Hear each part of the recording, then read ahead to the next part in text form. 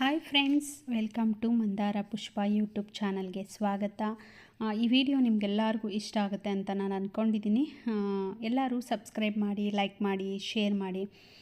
ನನಗೆ ವಿಡಿಯೋ ನೋಡ್ತಿದ್ದಾರೆ, ಯಾರು ಲೈಕ್ ಮಾಡ್ತಾಯಿಲ್ಲ, ಸಬ್ಸ್ಕ್ರೈಬ್ ಮಾಡ್ಕೊಳ್ತಿಲ್ಲ. ನಾನು ತುಂಬ ಅಂದರೆ ಮೊದಲಿನ ಒಂದು ವಿಡಿಯೋ ಹಾಕ್ತಾಯಿದ್ದೆ, ಯೂಟ್ಯೂಬ್ ಚಾನಲ್ ಇತ್ತು. ಹಾಗಾಗಿ ಇದನ್ನು ಮಾಡಬೇಕು, ನಿಲ್ಲಿಸಬಾರ್ದು ಅಂತ ಹೇಳಿಬಿಟ್ಟು ನನಗೆ ತುಂಬ ಇಷ್ಟ. ಹಾಗಾಗಿ ಮಾಡ್ತಾಯಿದ್ದೀನಿ.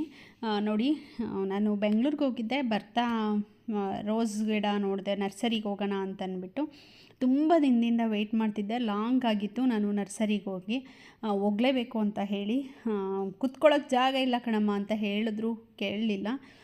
ರೋಸು ಮತ್ತು ದಾಸವಾಳ ತೊಗೊಂಡು ಬರೋಣ ಅಂತ ಹೋಗಿ ತೊಗೊಂಡು ಬಂದಿದ್ದೀನಿ. ತುಂಬಾ ಇಷ್ಟ ಆಯಿತು. ಎಷ್ಟೇ ನರ್ಸರಿಗೆ ಹೋದ್ರೂ ರೋಡ್ ಸೈಡಲ್ಲಿ ಹೋಗ್ತಿರ್ಬೇಕಿದ್ರೆ ನರ್ಸರಿ ಕಡೆಗೇ ಕಣ್ಣಿರುತ್ತೆ ನಂದು. ಹೋಗೋಣ ಅಂತ ಅನ್ನಿಸ್ತಿರತ್ತೆ. ತುಂಬ ಚೆನ್ನಾಗಿತ್ತು. ರೋಸ್ ಬೇಡ ಅಂತ ಎಷ್ಟೇ ಮನಸ್ಸನ್ನು ಗಟ್ಟಿ ಮಾಡಿಕೊಂಡು ನಾನು ನರ್ಸರಿಗೆ ಹೋದೆ. ಆದರೂ ನನ್ನ ಮನಸ್ಸು ತಡೆದಿಲ್ಲ. 6 ಕಲರು 7 ಕಲರು ನಾನು ರೋಸ್ ತೊಗೊಂಡು ಬಂದಿದ್ದೀನಿ. ಮೋಸ್ಟ್ಲಿ 4 ಕಲರೋ 5 ಕಲರೋ ತೊಗೊಂಡು ಬಂದೆ.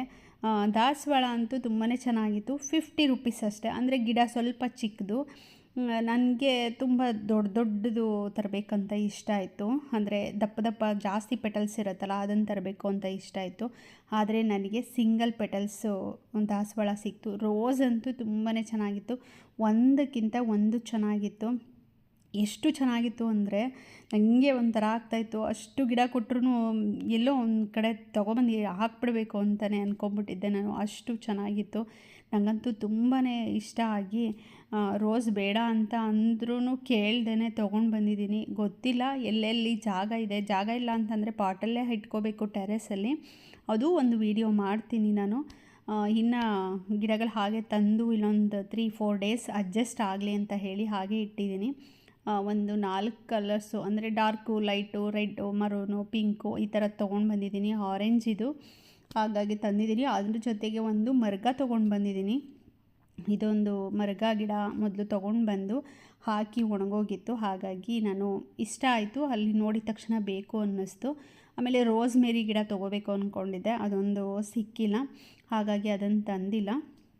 ನನಗಂತೂ ದಾಸವಾಳಗಳಂತೂ ತುಂಬಾ ಇಷ್ಟ ಆಯಿತು. ಹೂವು ಬಿಟ್ಟಿದ ತಕ್ಷಣವೇ ವೀಡಿಯೋ ಮಾಡ್ಕೊಂಬಿಡ್ಬೇಕು ಅಂದ್ಬಿಟ್ಟು ಪಾಟಲ್ಲಿ ಇದ್ದಂಗೆ ನರ್ಸರಿಲಿ ಏನೋ ಗೊತ್ತಿಲ್ಲ, ಅಷ್ಟು ಹೂ ಬಿಡ್ತಿರುತ್ತೆ ನರ್ಸರಿಲಿ. ನಾವು ತೊಗೊಂಡು ಬಂದಮೇಲೆ ಒಂಥರ ಆಗಿಬಿಡತ್ತೆ.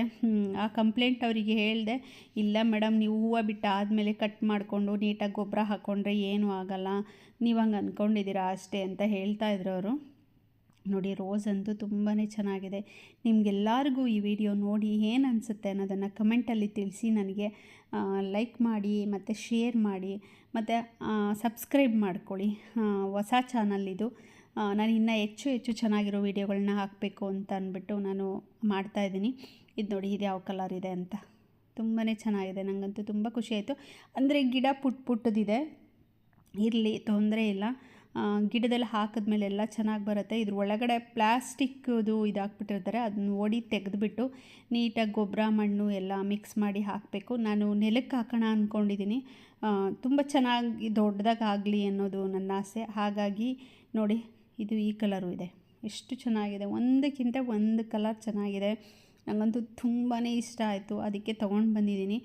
ಈ ಸಲ ಪಾಟ್ಗೆ ಹಾಕಬಾರ್ದು ಅಂತ ಡಿಸೈಡ್ ಮಾಡಿದ್ದೀನಿ. ನೋಡೋಣ, ಪಾಟ್ಗೆ ಹಾಕಿದ್ರೆ ತುಂಬ ಒಂದೊಂದೇ ಬಿಡುತ್ತೆ. ಹಾಗಾಗಿ ಎಲ್ಲ ನೀರು ಹಾಕಿದ್ದೆಲ್ಲ ಎಲ್ಲ ಒಂಥರ ಕೆಳಗಡೆಗೆ ಬಾಡ್ಕೊಂಬಿಟ್ಟಿತ್ತು. ಅದಕ್ಕೆ ಕಿತ್ಬಿಟ್ಟು ಎಲ್ಲ ಹಾಗೆ ಇಟ್ಟೆ. ನೋಡೋಕೆ ಒಂಥರ ಚೆನ್ನಾಗಿರುತ್ತೆ, ಫೋಟೋಸ್ಗೆಲ್ಲ ತುಂಬಾ ಚೆನ್ನಾಗಿ ಬರುತ್ತೆ ಅಂತ ಹೇಳಿ.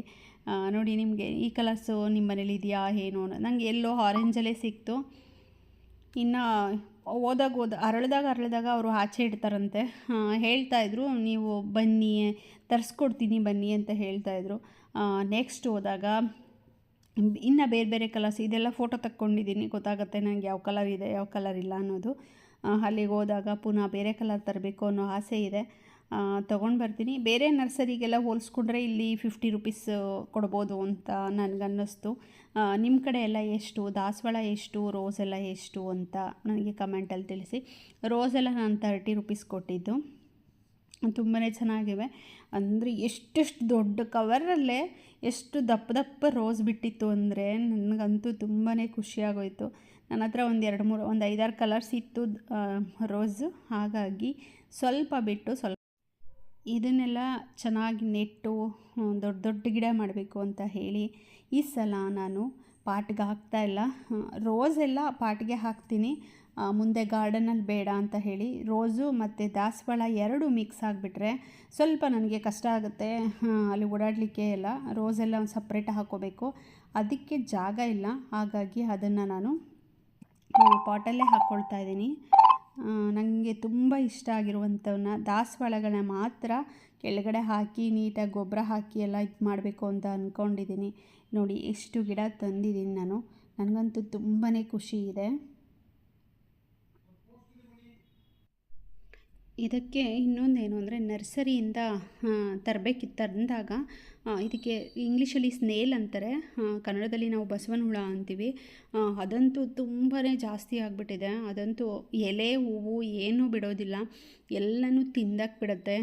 ಸ್ವಲ್ಪ ನೋಡಿ ಅದನ್ನು ಇದು ಮಾಡಿಕೊಂಡು ನೆಡಬೇಕು ಅನ್ನೋದು ನನಗಿದೆ. ತುಂಬ ಒಂಥರ ಅನಿಸುತ್ತೆ ಅದು ಹುಳ ನೋಡಿದಾಗ, ಒಂಥರ ಹಿಂಸೆ ಆಗುತ್ತೆ ಮನಸ್ಸಿಗೆ, ಒಂಥರ ಬೇಜಾರದು. ಎಷ್ಟು ಚೆನ್ನಾಗಿರೋ ಗಿಡಗಳನ್ನೇ ತಿಂದಾಕ್ಬಿಟ್ಟಿರುತ್ತೆ. ಹಾಗಾಗಿ ಇದನ್ನೆಲ್ಲ ನೆಲಕ್ಕೆ ನೋಡಿಕೊಂಡು ಹಾಕಬೇಕು. ನಿಮಗೆಲ್ಲರಿಗೂ ಏನು ಅನ್ನಿಸ್ತು ಅನ್ನೋದನ್ನು ನನಗೆ ಕಮೆಂಟಲ್ಲಿ ತಿಳಿಸಿ. ಪ್ಲೀಸ್ ಎಲ್ಲರೂ ಸಬ್ಸ್ಕ್ರೈಬ್ ಮಾಡ್ಕೊಳ್ಳಿ, ಲೈಕ್ ಮಾಡಿ, ಶೇರ್ ಮಾಡಿ ಅಂತ ಹೇಳ್ತಾ ಈ ವಿಡಿಯೋನ ನಾನು ಮುಗಿಸ್ತಾ ಇದ್ದೀನಿ. ನಿಮಗೆಲ್ಲರಿಗೂ ಯಾರ್ಯಾರ ಮನೇಲಿ ದಾಸವಾಳ ಈ ಕಲರ್ ಇದೆ ಅನ್ನೋದನ್ನು ನನಗೆ ಕಮೆಂಟಲ್ಲಿ ತಿಳಿಸಿ. Thank you.